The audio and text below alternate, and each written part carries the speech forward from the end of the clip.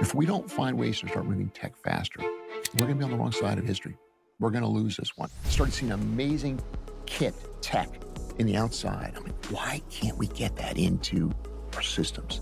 Even when you get the endorsement of the chief of naval operations, there are so many places where that goes off the tracks. So you've got like 50 people. The money is spread out, the authorities are spread out, and so you get nothing done.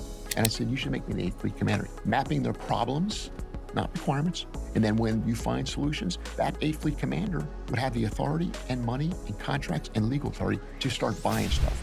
There's actually kind of a unique window opportunity right now, a willingness to change procedure, paradigms, how things are done.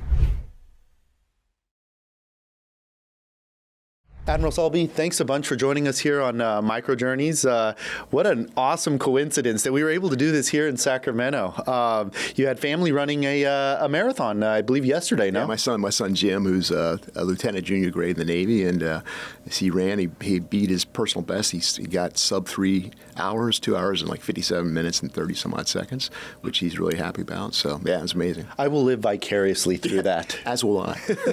As will I. Well, you have a great journey. Kind of an unclassical one in the sense that highly educated in concert with highly decorated.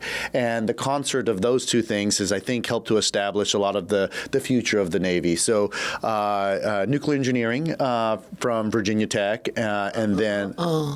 University of Virginia. Ah, there we go. Tech is one of our big rivals. Yes, that's true.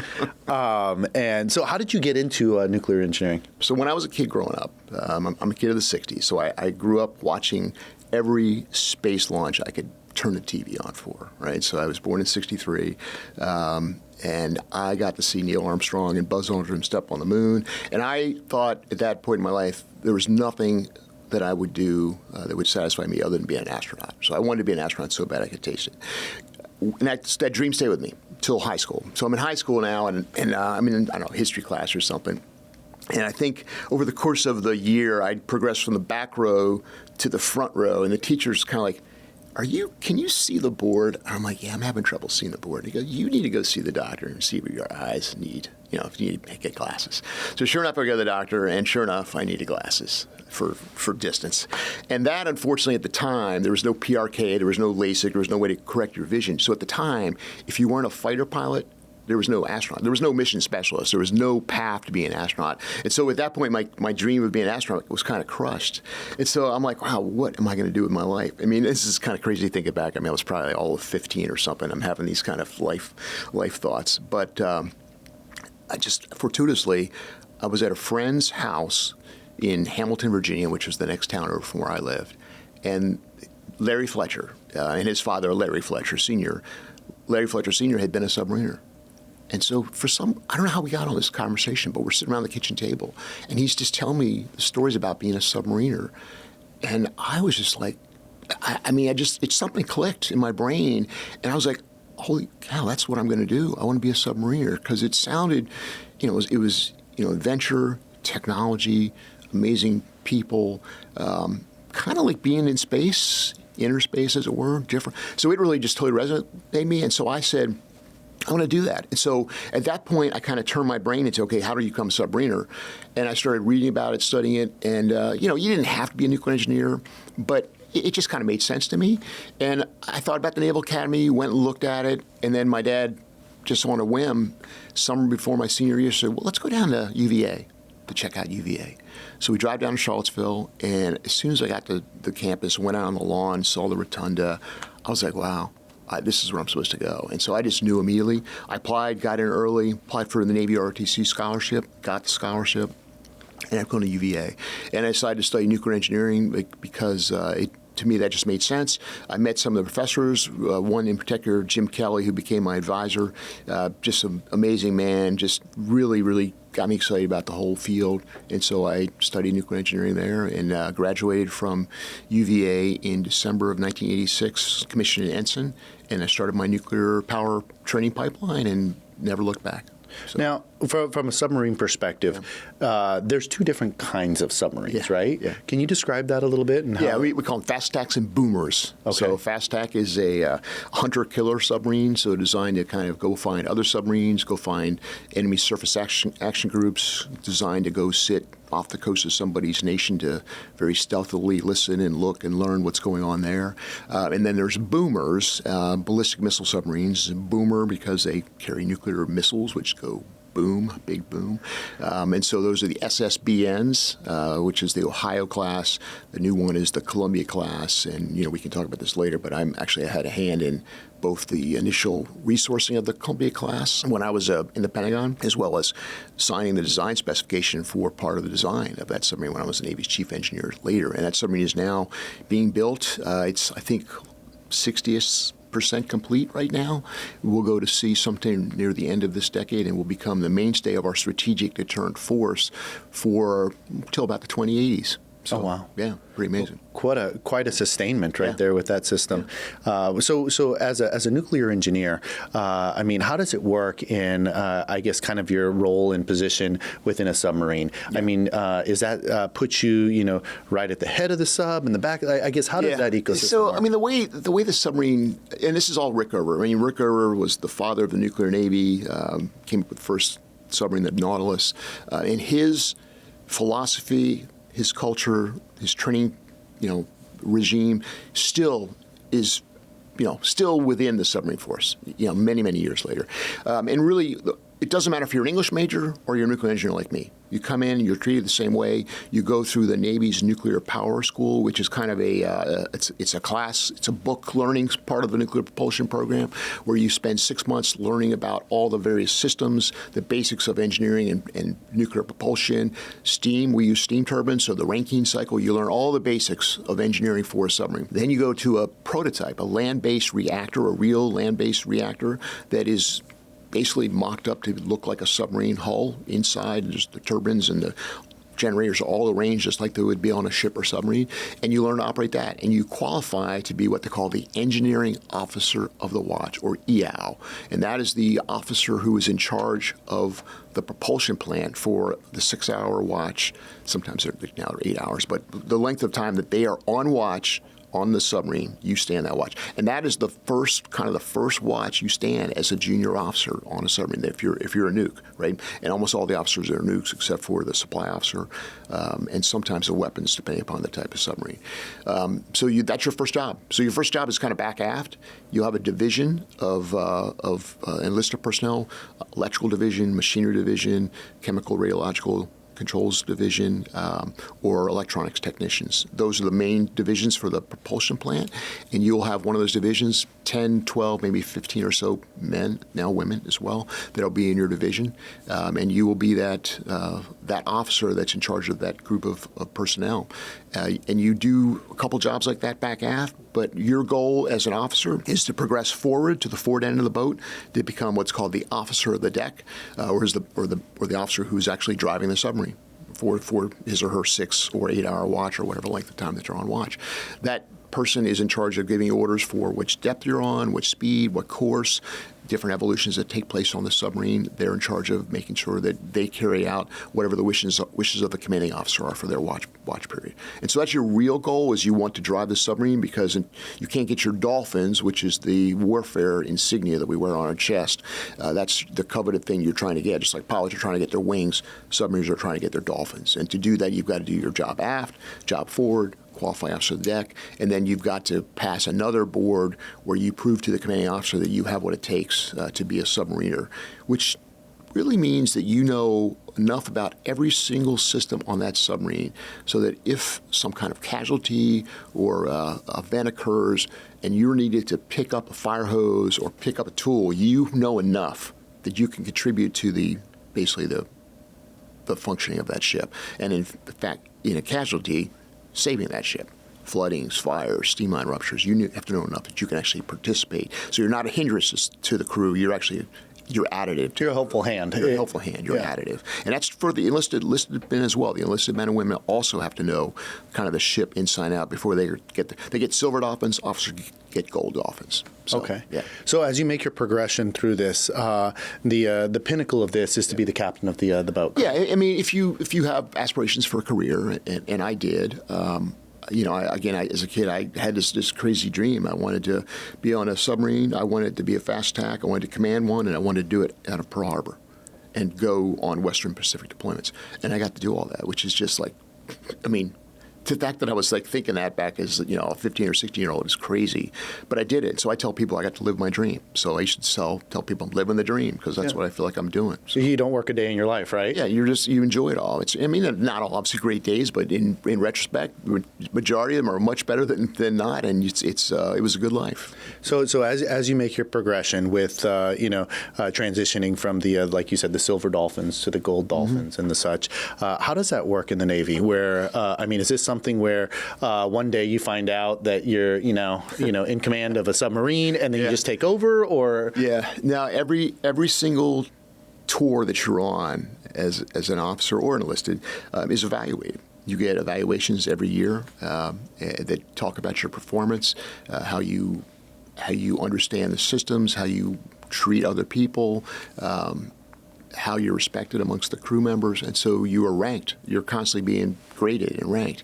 And so to progress from, the first job you have is, we call it a junior officer job. Those the different jobs that get your dolphins. That's your first submarine. Usually it's about 3 years on your first boat, right? Then you progress to a shore assignment. After that, where'd I go? I went to MIT. That's where I went to grad school. So I went back to grad school.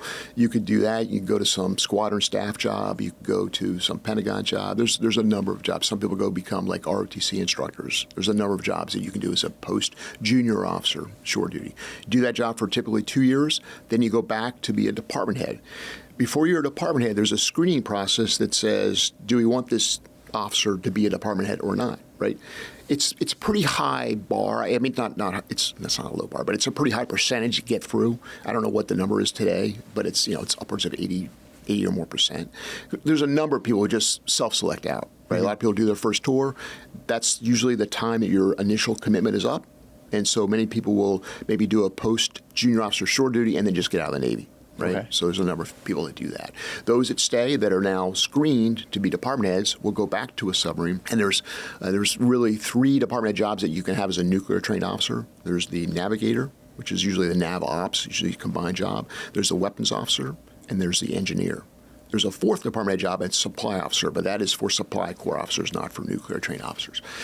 So I went back, and initially I was the navigator and operations officer, which I really wanted that job because I saw on my first boat, I saw the navigator just seemed to be having a lot of fun. They were doing a lot of coordination with battle groups. There was a lot of time on the radio talking to the strike groups about what we were doing, a lot of planning on the charts about where the submarine was going to go, how the operation was going to be executed. So I really liked that.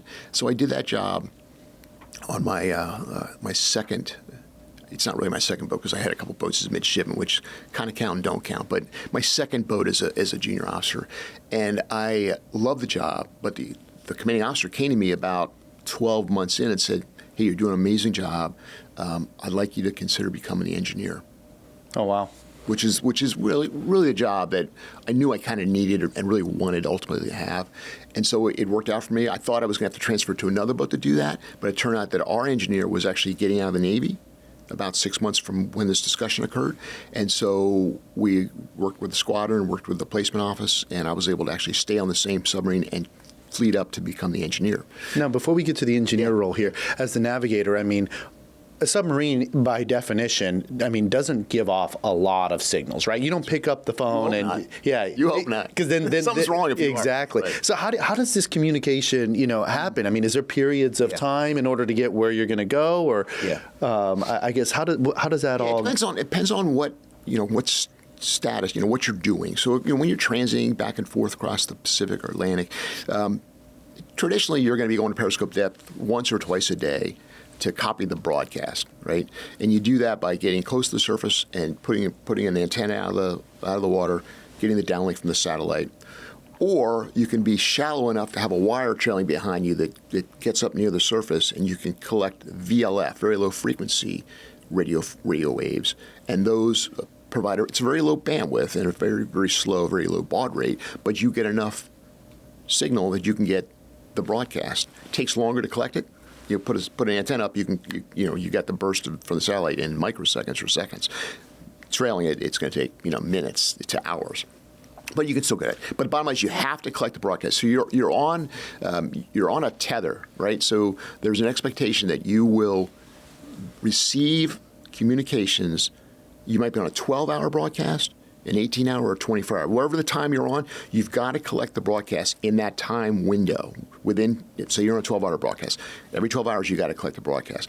That is, and again, you don't necessarily have to transmit back, but you have to receive. That way, you know that you are in compliance with whatever rules, regulations, water space management that higher authority is granting you. If you're collecting that, then you know you're good. Now, they don't necessarily know you've collected it, but again, our systems are highly reliable.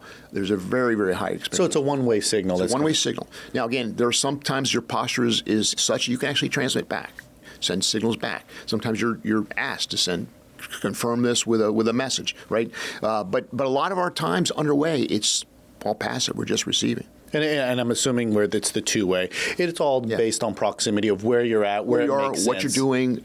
Are you doing something trying to stay stealthy, or are you in a transit mode where it's okay for you to kind of broadcast once in a while? So it just totally depends what you're doing. So I mean, and there's not a lot of landmarks in the ocean. I mean, you don't turn left at the fire hydrant. More than you'd think, though. I mean, there's more than you think. We've done some amazing mapping of parts of the ocean where we have some very, very good bottom bathymetry that we can actually navigate by. Oh, wow. So, yeah. So I took us on this detour here, but going back to your story, you were talking about then you had the opportunity to become an engineer. Yes. Yeah. So when you become the engineer of a submarine, you get basically promoted to 04, right? So I was a lieutenant at the time, 03, and so when you become an engineer, basically you become an 04, right? Even before you're selected by the board. Okay, which is kind of a unique thing. And you're paid as an 04, which is lieutenant commander in the Navy. So you get to put it on, you wear the rank, you get to pay. And really the only stipulation is that when you leave that job, you have to have selected for 04 in order to maintain the rank. Okay. If you've not selected, then you have to go back to lieutenant until you do actually select. And it's timed in such a way that unless something drastically goes wrong, you're going to be selected for 04. Engineer job is probably the most all-encompassing job on a submarine, and that's why they make you an 04. You're in charge of all the engineering stuff, including the nuclear reactor. There's an annual exam called Operational Reactor Safeguards Exam, where you are it's you and your team that's got to perform to naval reactors, who runs this exam's specifications, and that's a very high bar. And so you've got to keep the crew trained, constantly doing drills and evolutions to make sure you know how to operate the ship and fight the ship and recover from any potential casualty that could occur. And as a result of the way naval reactors have been doing this since Rickover days, our safety record is just impeccable. And so that comes down to the training of the men and women that are part of that department and those engineers and the commanding officers over them that ensure those standards are maintained.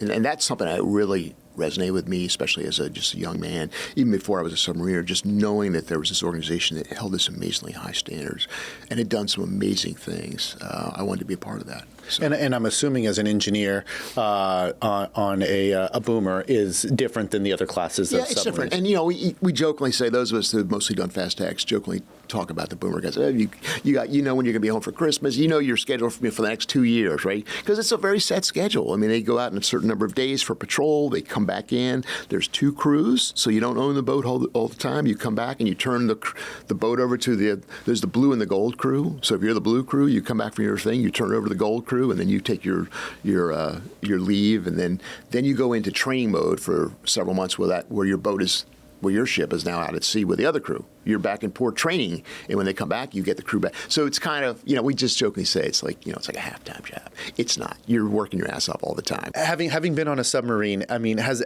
there been a memorable day, or was there a memorable day that really stands out to you, and why was it memorable? Yeah, I mean, there's many that I can't tell you about, but just the first day walking on my submarine. I mean, the first submarine, it was just.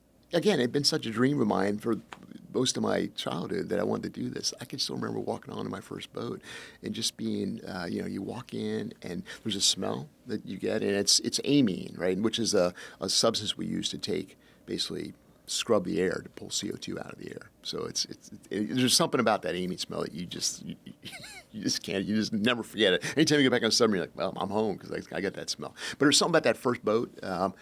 And then when I was captain, so when I took over as commanding officer of USS Greenville, so during your 6 months before that, you go through PCO, pre-commanding officer school, right? Okay.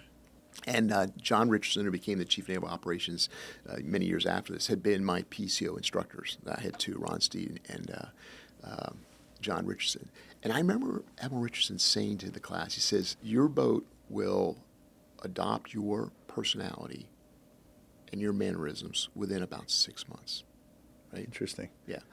And so I remember saying that. And I still remember the day. So I was in my stateroom, and all this, I'm just listening to the banter outside. You're in a submarine on a 688 class, Los Angeles class. The stateroom is just outside of the control room, and there's a main passageway. And there's a hatch not too far from your stateroom where people come down. So you hear people coming and going all the time. And I can remember there was some tour group that was coming down, and one of my sailors, was greeting the group, and one of the guys said, well, hey, sailor, how are you doing today? Or something. He goes, I'm living the dream, sir. And I said, right there, I'm like, oh my God, it's true. Yeah, they adopted your personality. It's like, holy cow. It's like, and I heard him, like, wow, it's amazing. Yeah, so it's things like that. But, every day was just an amazing adventure. And I actually miss those days. It's not I miss going to sea, yes, but I really miss the daily banter with the sailors. There was something about that. You build a camaraderie, I it's assume. Incredible. It's just, I really miss that. Yeah. I really do. So after you took command of the submarine, well, before we pivot off of that, how does that handoff happen? I mean, is that something that is, like I asked earlier, is it an overnight thing, and you're just kind of like changing of the guard? No, is there a grace period? It's like a month-long thing, and kind of. So before we get to that, so you do the engineer. I did the engineer thing, and then you do another short duty after. Sometime in I think it was my engineer's tour. So there's another screening that's got to happen. Okay. You've got to be screened to become an executive officer, right? So you get screened to be a department head. I can't remember the timing of this, but I think it was late in my executive officer tour where I learned that I'd screened to be an executive officer, which is a big deal. Yeah. Because there's many of your compatriots who don't make that level. And again, the whole time you're necking down. It's a pyramid, right? You're necking down from this large base to this very, very few number who make the captain. So when you make executive officer, that's a pretty big upcheck that you're one of the guys who's going at least to that level. Not guarantee you're going to be a captain yet, but it's getting closer. And so when I got that word, that was a pretty exciting day. I went from that job to the Naval Academy to be a company officer, where I basically was in charge of an entire company of midshipmen, kind of their daily mentoring, helping them with any issues, concerns they had. Not really teaching them per se. I did teach a class, but the company that you have, it's about 120 mids, all 4 grades that you've got. And again, I was a Navy RTC, so I had a lot of friends at our academy. And I used to remember going to, you go out with the academy guys, and they would always greet one another with kind of, what class were you in and what company were you in? Oh, interesting. Right? That's like an academy thing. And I didn't understand this company part. I kind of got the class thing, but what is this company? So when I went to the academy and was a company officer for 2 years, I mean, my office was literally in Bancroft Hall, in the hall where my midshipmen had their dorm rooms. And so I was immersed in this kind of culture. And so I totally understand now this whole thing about what company you're, because that's your life, it's your family for the time you're there. Anyway, that was an amazing tour for me. Left that, and I went on to be an executive officer. And I was blessed to be executive officer of, at the time, the newest submarine in the Navy. For the entire time I was exec, USS Connecticut, SSN-22, the second Seawolf class submarine. Absolutely amazing submarine, incredible advancements in capability since I had been a junior officer and even a department head. And I got to see that, and it was absolutely incredible. Did that for only about 22 months. It was a little less than 2 years. And this is where I screened to be a captain of a submarine. Again, another tremendous, uptick that you're doing the right things. It was also here that I got nominated to be the naval aide to the President of the United States. And I was like, holy cow. I was like, yeah. So I had to go to the White House for an interview. And I went to the White House, and they take you to the East Wing, which I guess is now gone. And the White House military office is over there. And you're meeting with all of the existing aides. So the naval aide, the Air Force, the Army, all the aides, there's a Coast Guard. And they're interviewing you to see if they want you to be one of them. And you actually took us down into, I guess I don't know what the room's called, but it's basically one of the war rooms below the East Wing where there's a big conference room. And so anyway, we're in there doing this interview. And anyway, the long and short is I didn't get the job. So I remember you do this interview, spend half a day at the White House, and then you go back to your hotel, and basically you get called like later that day by your detailer to tell you if you got the job or not. And I didn't get the job. And so I was a little crushed. But he goes, hey, Lorin, you know what?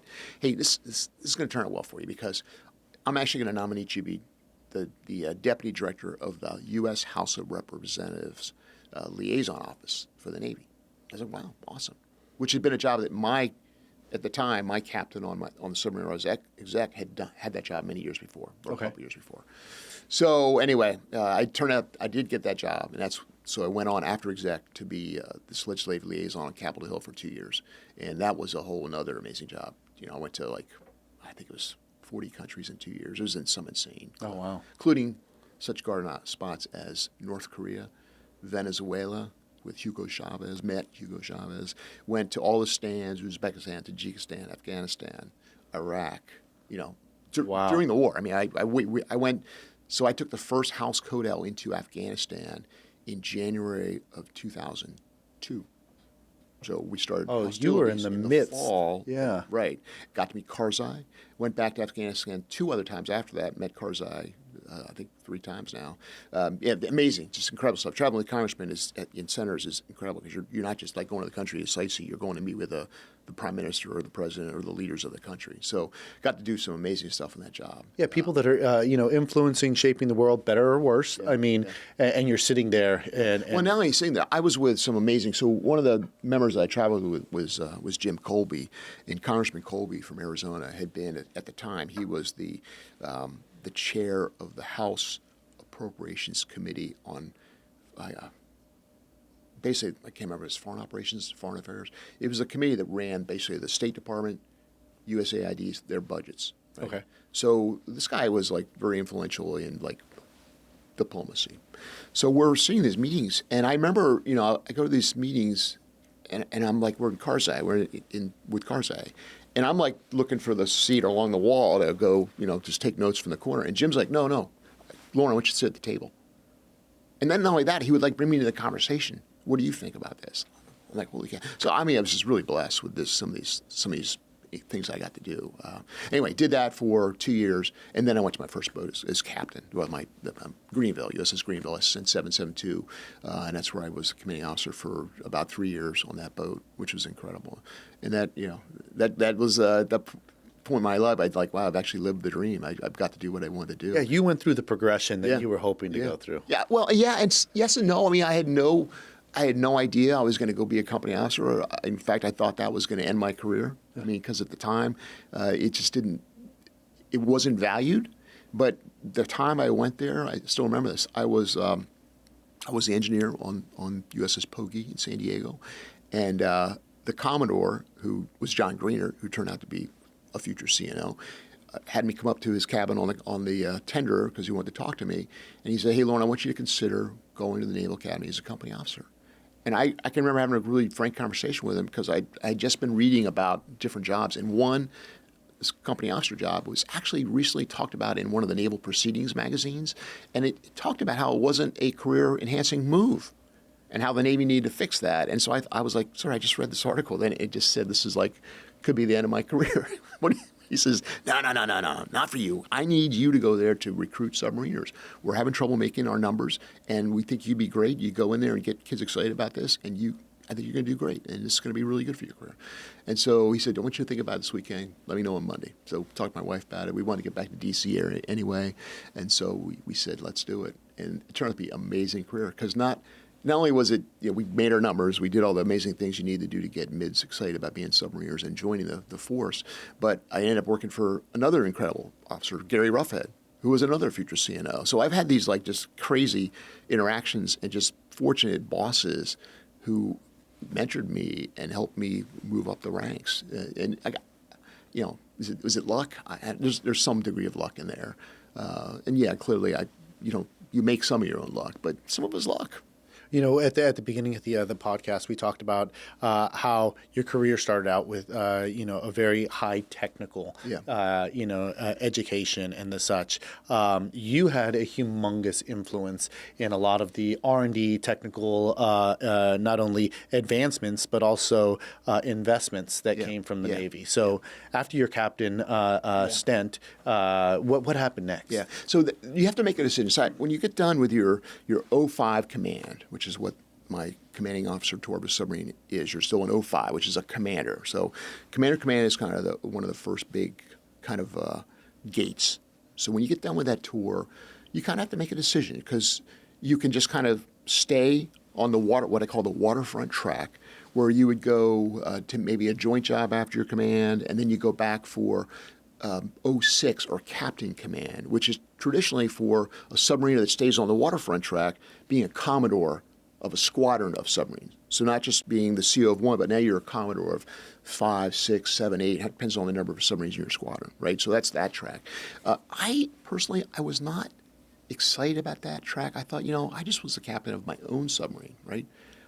When you're the commodore of 5 or 6, you're not the captain of 5 or 6. Right? If anything, you own the problems more than you own the glory, right? And so it's different. It's more of an administrative job. You've got to oversee the training. It's an incredibly important job, and I have many, many good friends who did it and phenomenal jobs and had great careers as a result. But I was just like, look, I saw the future changing. I said, look, I'm seeing technologies that are coming, to the commercial sector that I'm not seeing come to the military. And I wanted to figure out how to help that. And so a good friend of mine, Michael Jabale, who went on to be PO Submarines, retires at 2-star. He had just basically gotten into or joined the Navy's acquisition professional field. And what that is, it's a cadre of officers who've had O5 command who decide at that level of their career they want to now shift into acquisition, which is the field of the Navy that's responsible for everything from designing, building, maintaining our existing and future weapon systems. And so I thought that sounded incredibly exciting because you get to actually start writing the script for the future of the Navy. So I thought that is what I really wanted to do. And so I made the decision, kind of with Michael's encouragement. He got a bunch of the existing flags in that community to start calling me and talk to me about it. I got excited. I thought, I'm going to go do this. And so I made that decision to become an acquisition professional when I left command. And so the first job they sent me to was to the Pentagon to become a requirements officer, or a branch head, we called it, in the OpNav staff. So the Chief of Naval Operations, who's the leading 4-star in the Navy, has a staff in the Pentagon. It's called OpNav, which has all of the codes for all the different warfare areas: submarine, surface, air, special warfare. And there's the leadership of each of those codes, and there's a cadre of officers under those admirals that are responsible for kind of writing the requirements for the future Navy, overseeing the budget for the existing and future Navy. And so they sent me there first to kind of understand the budget process and to get to understand the requirements process, which later in my career I actually revolted against, and I can tell you that story later. But this job was amazing. Again, got to work for a couple amazing people, Bruce Grooms and then Cecil Haney. Cecil went on to be a 4-star Pacific Fleet Stratcom commander, just another great human being. But during that tour, I learned how the Navy basically comes up with the needs of the future Navy. And for me, the proving ground turned out to be the Columbia-class submarine, which at the time we were calling Sea-Based Strategic Deterrent, SBSD. And so I came into that job kind of just as the requirements for that were getting written, and I got to see how that whole thing happened. Got to run the requirements around the different codes in the Pentagon to get kind of approval, and got to start writing the analysis of alternatives for what would become the Columbia-class. So I was kind of there at the very beginning of what is now the Columbia-class submarine, before it was called Columbia-class. And so I got to see that. And then don't want to fast forward too far, but a couple jobs later, I was actually in a job where I actually got to sign the spec or the blueprint for one of the iterations of that class of submarine. I'm which is picturing being built right now. I'm picturing the acquisition, the horse blanket, kind of. Yeah. Oh, you know the horse blanket. I mean, yeah, that's right. So you're at the beginning and the onset, it sounds like here, before any of the major decisions are made, and you go through all the V decisions and the such, and now it's progressing to becoming reality, That's right? That's right. Yeah. Very interesting. Yeah.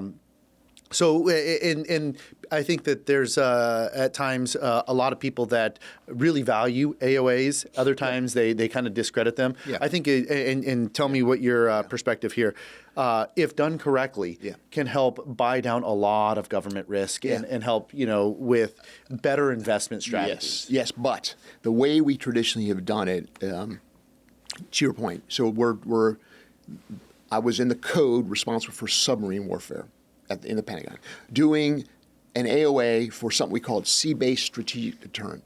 Did you think it was going to be anything other than a submarine? Yeah. Well. Really? Right? Because there were people who initially said maybe it could be a surface ship, maybe it could be a barge, maybe it could be a platform that sits on the seabed that is triggered acoustically. I mean, all these ideas that, some actually thoughtful people were putting on the table. But do you really think? So what does the AOA become in that sense? It becomes kind of what I would call the small, medium, and large, or the Hyundai, the Ford, and the Ferrari, right? It's those kind of, and that's what it became. It was kind of these three iterations where you knew you were going to end up in the middle, right? So that is not a healthy way to do AOAs, in my opinion. The healthy way to do AOAs for ship design is by using something called set-based design. Set-based design is a concept that kind of came out of actually my code at NAVSEA 05 before I was there, where you basically use digital design tools that you can iterate on things like the length, the width, the fuel tank capacities, the range. You can iterate on all kinds of design parameters,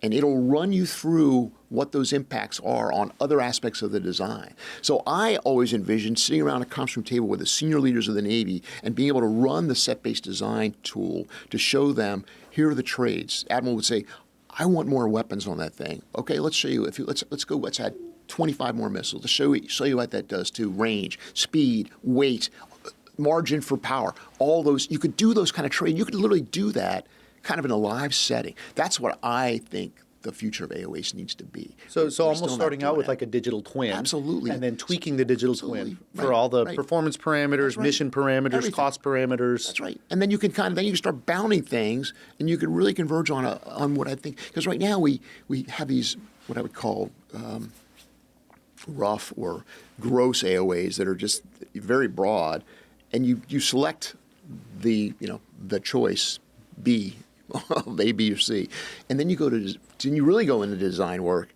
and then you start finding issues with that design, and then you're making trades way after the AOA has been done, right? That you should have foreseen earlier if you'd used digital design tools, but you didn't because you didn't use those tools. Anyway, that's the way I think it should be done. So when I was the chief engineer, I started something called the Digital Engineering Blueprint for the Navy, which kind of started us getting in this world. I mean, I left the job too soon, and then it's still, we're using some of these tools today, but not in the way we need to. That's one of my gripes with where we really need to push the Navy is some of these digital design tools, advanced manufacturing techniques. All these things are needed to get us out of the morass of shipbuilding we're in today. And so with this kind of technological influence that you've had, this spanned well beyond just the Pentagon-related roles, right? Why don't we talk about some of the other oversight that you had as it relates to the Navy and So when I left, so that Pentagon job was just kind of my first acquisition job. So it was getting my feet wet in the requirements world, the budgeting world. So I got to build a couple of budgets for the Navy on the submarine side. And then I went to the Navy, our Naval Sea Systems Command, where my first job I was called a PAP. I'm a Principal Assistant Program Manager for something called the Advanced Undersea Systems Program Office. Okay, in this job, I got to be exposed to, I took a lot of my program management required courses at Defense Acquisition University, and I got to run aspects of a program. And I was put in charge of some unmanned underwater vehicle programs, trying to understand how to get Navy traction with those programs, how to get budgeting done for those programs, and in the case of the ones we were looking at, how to actually host them on a submarine, how to get them on and off a submarine. And so I worked with a team, and we came up with this idea for something we called a Universal Launch and Recovery Module, ULRM, which we had Electric Boat build a mock-up of back in, oh God, this is probably 2010, 11. Long time ago, and we had a mock-up UUV. We were able to run up and down out of a mock missile tube, and goes up vertically, articulates horizontally, and then if this was on a real submarine, then the UUV could fly off and go to a mission and come back. That never actually got built, and a lot of it's because of a lot of the acquisition and requirements, impedance mismatch that we have in the DoD, DOW systems, which hopefully we're seeing some changes in that area. Yeah, the way I interpret this is it's a forward-leaning concept that is maybe it was too early for its time, maybe too early. But the utility still stands. I mean, something that has the ability to be quickly deployed for a variety of different missions, whether it be reconnaissance, whether it be strike. I mean, it could be a variety of different things. So, very interesting. And this is kind of where I think maybe that experience with this Universal Launch and Recovery Module kind of soured some of my thinking of the maybe it was the rose-colored glasses came off when I realized this is not going to be easy, and it also is where I really started realizing how antiquated our processes were, right? And I saw some of that in the Pentagon, but really when I got to NAVC and I started seeing kind of where the rubber hit the road, and I just recognized there was some amazing, again, I started seeing amazing kit tech in the outside. I'm like, why can't we get that into our systems? And I started seeing these misalignments of schedules where we only make decisions for money, like once a year, and these decisions for contracts, which take way too long to put in place. And so there's so many different places where there's misalignments that the track doesn't connect. Oh, yeah. And so as a result, you just can't take even when you get the endorsement of the Chief of Naval Operations or the Secretary of the Navy says we need to do that now.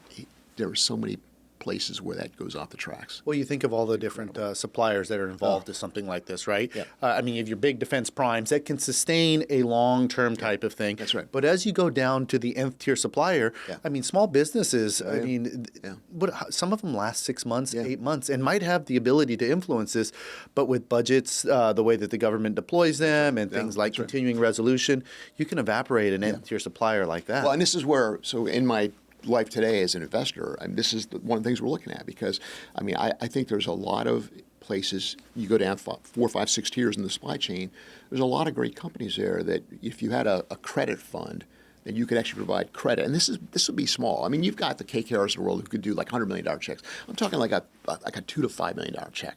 They would do just tremendous for CapEx for a very small, mom and pop kind of company that they need, but they're never going to do it on their own, because until they've got that order, even though the order's coming, because the only supplier that supplies that widget to a submarine, it's coming, right? They just can't get ahead of themselves because they don't have the capital to do it. So if there was some kind of a credit fund that could go fund those and prime that pump, I think there's huge opportunity there. Anyway, so I want to pull that thread for a little bit, because it's interesting. You think about it as a small company. The way to go get any kind of funding, you have to say, okay, am I going to go out and get debt financing? Am I going to go get equity financing? And then they open up your books, and if you've been there for less than 3 years, it's almost negative.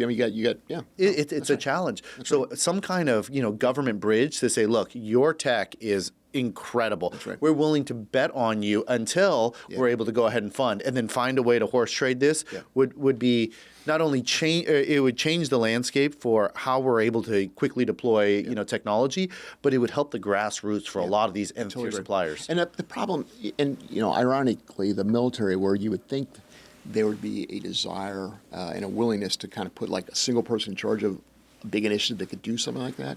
No, the reality is you've got like 50 people. The money is spread out, the authorities are spread out, and so you get nothing done. And again, not all good people, but they're just all misaligned because they're different schedule, different incentives. That's a problem. This is where, when I was the chief of naval research, I told C.N. Gilday, I said, I started talking about this concept of an 8th Fleet commander. And I said, you should make me the 8th Fleet commander. He goes, what's that? I go, well, it's a virtual fleet commander. I'm not talking about having a fleet of aircraft carriers.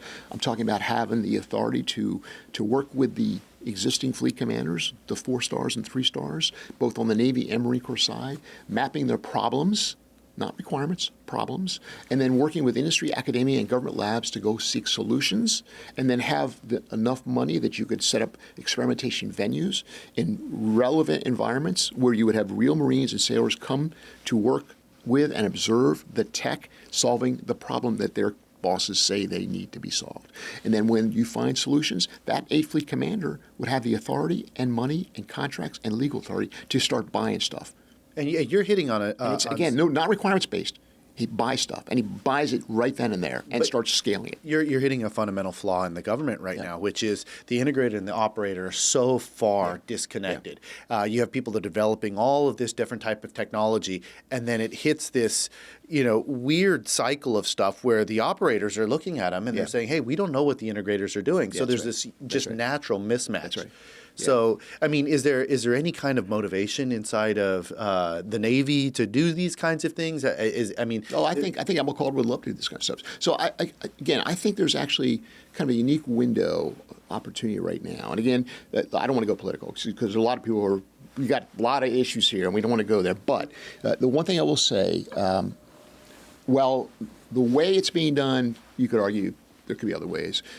What's being done is that there's an opening to a willingness to change procedure, paradigms, how things are done that I think has never been presented in recent history. And so I think it comes down to folks who really understand this world, not that are deeply embedded in it, but have kind of seen it from all dimensions and are able to provide ideas for how you could actually take this opportunity and turn it into a real win for the nation. That's what we need to do, because if we don't find ways to start moving tech faster, right, we're gonna be on the wrong side of history. We're going to lose this one, and that is not a place we want to be. Where do you see the biggest influence right now from a tech perspective? I mean, because there's such a array of technology. Here's what I've been telling people. So if you'd asked me this when I was still Chief of Naval Research, so in 2023, just before I retired, I spoke at Sierra Space, and I basically said, I think there's kind of 3 layers of a 3-layer cake that this nation and our like-minded allies need to get ahead of, or we're going to lose. And the top layer is compute, right? And that's everything from the progression of CPUs to GPUs, TPUs to eventually QPUs, quantum processing units, right? That's that whole progression. We need to own that. We need to lead that. I think we're doing okay there. China's obviously nipping at our heels, but I think we're doing okay there. Along with the compute, that same layer is also the algorithms that run on that compute layer. And this is clearly AI. This is where the AI comes into the world, right? And this was all before ChatGPT was a thing that was saying this. That's the top layer, right? The middle layer is industrial. We've got to re-onshore industrial capacity in this nation, not to compete ship per ship or car for car with China. We're never going to be able to do that, and we shouldn't even try. It's a fool's errand.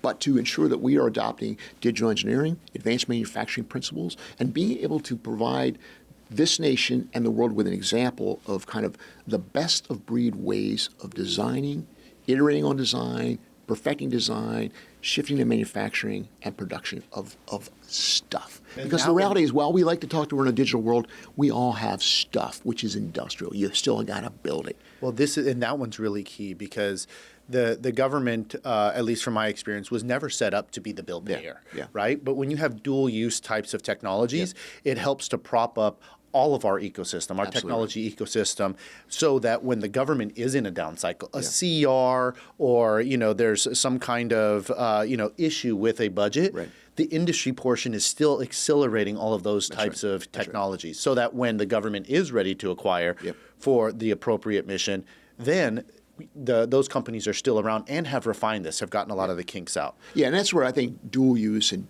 dual purpose technology is really key, because again, the government tends to be a really slow buyer, and you need to have, if you're a small company, you got to have something to keep the lights on.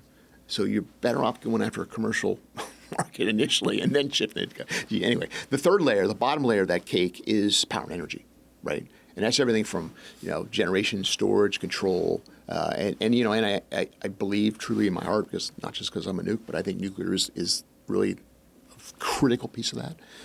And it's fission first, fusion, eventually fusion. Right now, fission. That's got to be piece. So those are the layer cake. It's power and energy, it's industrialization, and it's compute. That is critical.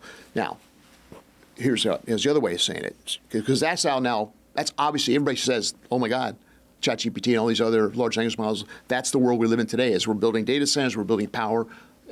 we got to go faster, but it's critical that we do that. That's one.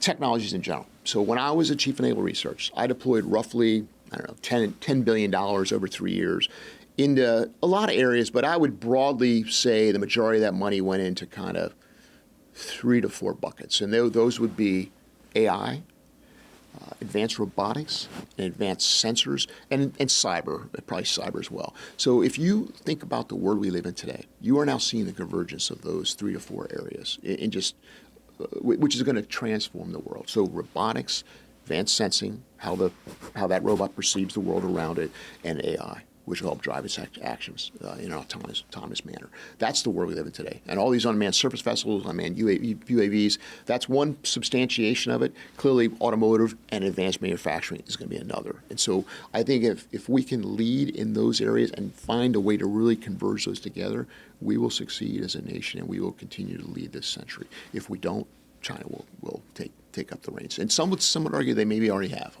I'm not going to profess to that because I believe America still has an advantage. I think we have an innovation economy that surpasses anybody else's on the planet, and we just have to figure out how to bring in private capital and government capital to really scale that rapidly, faster than China can. Yeah, China's spending a lot of money in a variety of different technologies areas. I mean, one of the examples of this is microelectronics. And within this space, they're still stuck in state of the practice. They're hoping to get into state of the art. But you look at the presence here in the United States, like you said, innovation, manufacturing capabilities are still capabilities that you do find here within the U.S. So one of the things that's been really influential with not only your time in the Navy, but your time in the government is the influence that you've had on just overall strategy. Can you describe a little bit of how this came to be and where you've made the impact? And again, I'm the unintentional strategist, but I was just calling them like I saw them. And so when I became the chief of naval research, this is back in May of 2020, the first official thing I did in the job, I think I took over on a Friday before a long weekend. And then the first day, whether it was Monday or Tuesday the week after, I set up a call with a good friend of mine, Rob Goucher, who's now a 3-star. And Rob was at the time a 1-star working for Lung Aquilino, who was the 4-star in charge of Pacific Fleet. This is before he went into PACOM. And I called Rob. I said, Rob, there's something I've been wanting to do for a long time. I'm now in a position where I can actually come up with the money to do this. I want to run, I think I called it at the time, an unmanned battle problem. And he said, describe it to me. I said, look, I want to set up a scenario. I want to do it in your AOR, your area of responsibility of the Pacific, because that's obviously where all this stuff's going to be going down here in the future with China. I said, I want to do it in Southern California so it's easier for people to get to San Diego. And I want to set up a scenario where we are trying to find some type of a target ship. And I want to use unmanned things to find it, to target it, and then I want to kill it with a real missile from a destroyer or an airplane. This sounds like the framing of a war game almost. Yeah. But I said, really, this is unmanned. This is really critical. It's going to be mostly unmanned stuff, and we'll bring the manned thing at the very end to do the final finish of the target. And he said, I love it. So he said, let me talk to Lung. So he calls me back like an hour or 2 hours. And he was like, I don't know, it was fast. And he says, all right, he wants to do it next month. I go, whoa, it's going to take me a while to put this together. I wanted to make sure you guys like the idea. We love the idea. All right. So I ran on this thing. This became integrated battle problem, which we're still running today in the Pacific Fleet, right? So this became the first integrated battle problem. We ran it in April of 21, so this was called IBP 21, Integrated Battle Problem 21. And we brought in, it was just shy of 30 unmanned things, everything from air things, surface things, unmanned underwater things. And we had a target barge we were able to acquire, and we basically had it set up where we used unmanned assets to find the target. And then I think we had to validate the target because we were going to use a real missile with a P-8 or somebody to just make sure we really had it right. And then we launched a SM-6, I think, from a destroyer and sank the target barge. And everybody's this whole event, because we had a big VIP thing. We had a pier in San Diego with all these unmanned things up and down the pier. We had all kinds of leadership come out and see this thing, and all of a sudden this became like, oh my gosh, this is real. And this is all before. This is before Ukraine, right? Yeah. So this is before Ukraine. And so, because I've been talking about this idea of unmanned kind of being the future, and and yes, and I'm not going to take anything away from CNO Gilday, Mike Gilday, and Jim Kilby, who were heavily involved in crafting unmanned strategies at that time. There's a lot of work going on in that area. And then actually, I was Chief of Naval Research, along with the DASN, the Deputy Assistant Secretary of the Navy for Research, Development, and Engineering. We put together kind of the, so there was a unmanned strategy the Navy had. We had kind of the unmanned, kind of the engineering strategy that would back that. So we kind of put these things out. But when IVP 21 happened, everybody's like, just the light bulbs went on, right?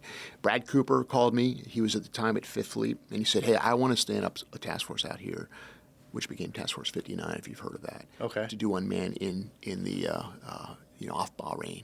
And can you give me some money for that? And I didn't have a lot, but I gave him, I was able to find some money in my budget and send it over to him to help him get that going. And then he got other money from other sources. And that task force is still in existence today. It's the first of many that have all just spawned around other AORs around the planet to go show the utility of using unmanned. So all that helped me feed my thinking. I put together this thought group of leaders and strategists, and we started having like weekly Zoom calls. And again, this was kind of during COVID still, so we were all kind of mostly sequestered. But we're just having this broad conversation about what does the future look like. So Steve Blank, who is the lean startup guy, if Steve's out in the valley, serial entrepreneur kind of guy. But I got introduced to him early in my Chief of Naval Research days in 2020. And he really loved this idea that I was coming up with. So he amplified my voice by putting out a blog about this Navy admiral's talking about the small, agile, many, a hedge strategy. Well, that became the hedge strategy, right? And so this idea of needing kind of a backup to the complex ships and submarines and aircraft carriers we have today, because again, all those exquisite platforms, very capable even to this day, but we're never going to be able to build as many as our force structure projections say we need. We just can't afford it, don't have the industrial base to do it, so we've got to have something else to augment that, to extend the reach, additional eyes, sensors, weapons that we can push out, and that I call the backup or hedge. So I put out a video that actually came out on December 7th, 2021.